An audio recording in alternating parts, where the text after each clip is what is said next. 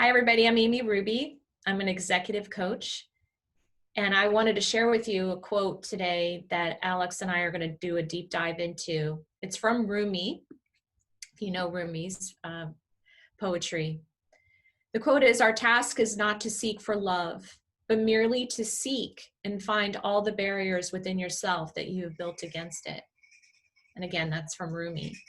And our conversation today is going to be about what are your barriers in the way of your loving, and how it applies to the leadership, how you being a leader, how it applies to how you show up in leadership, either at work or at home. And Alex and I were going to talk about how this shows up for ourselves, and then some clients, how this has gotten in the way and how they've moved through it. So Alex, I don't know if you want to talk first or. Sure, I will. So my example is actually about myself and what I'm seeing in relationship to just this global awakening around systemic racism. And really, in short, what I'm seeing is, I recognize that I'm here in my own experience of white privilege, my own recognition of how this is literally showing up in my life, and I want to be here. And I recognize, like, herein lies this gap. And so, as I was sharing earlier, just being able to hold a space for recognizing in my own humanity the barrier to love. And I'll finish that sentence.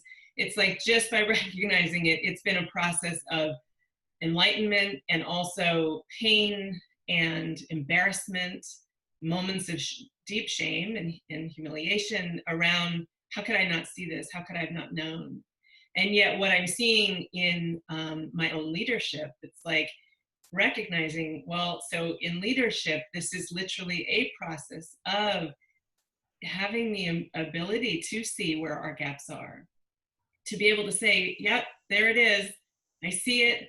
And in some ways recognizing, in the words of Emerson, who I am speaks so loudly I can't hear a word you're saying, or who you are speaks so loudly I can't hear a word you're saying.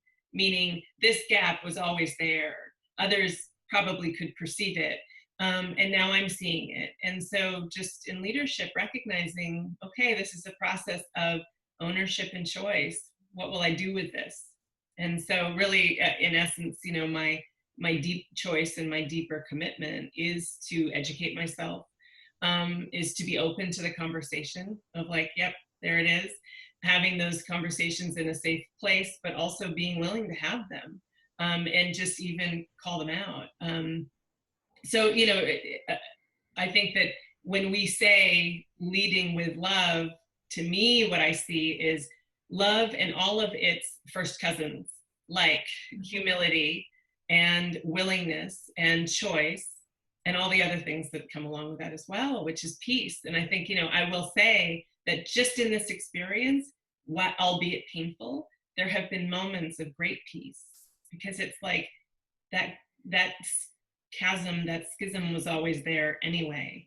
And now to recognize it, there's an inner experience of a greater liberation, a greater freedom, a greater insight. So that's how I'm seeing this show up in my life. Yeah. Yeah, I appreciate you sharing that story, because I was on a call yesterday with Devin Banditson. He started a conversation about racism. He's a Black man. His mother was white. His father is Black, and he was bringing us all together. And his question for all of us is, what are you learning about yourself through this? And what I learned for myself, where I've seen my own barrier to my leadership in this conversation and in my whiteness, was not being willing to look at I didn't want to look at the pain of the other people, because it just felt super overwhelming. It was like I had so much compassion, and then I got overwhelmed by it. I'm like, what do I do? I don't even know what to do. Like, this is way too big, way too beyond. But there was something about George Floyd, watching that man lose his life, where it was like I couldn't turn away. And it was like that barrier of my own loving, that barrier of, not wanting to feel uncomfortable in watching other people's pain, just it got so, I couldn't stop. Like I can't stop it anymore. It's like, and if I turn it inside myself, it's like, I have to be okay with my own pain.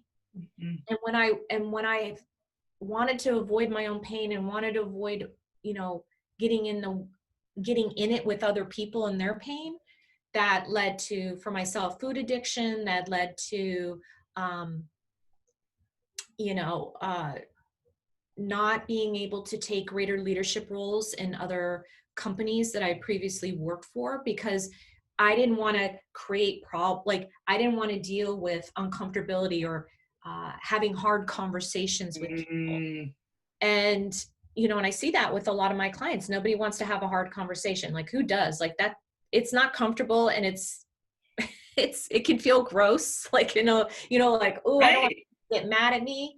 And then that was really challenging. So, but what I see with what's going on, it's like we have to have and a lot of the Black leaders are saying, you have to have the hard conversations. That's Right. how we're going to get through this and Right. get the other side to Right. transforming. So Yeah. that's what I invite people here to do.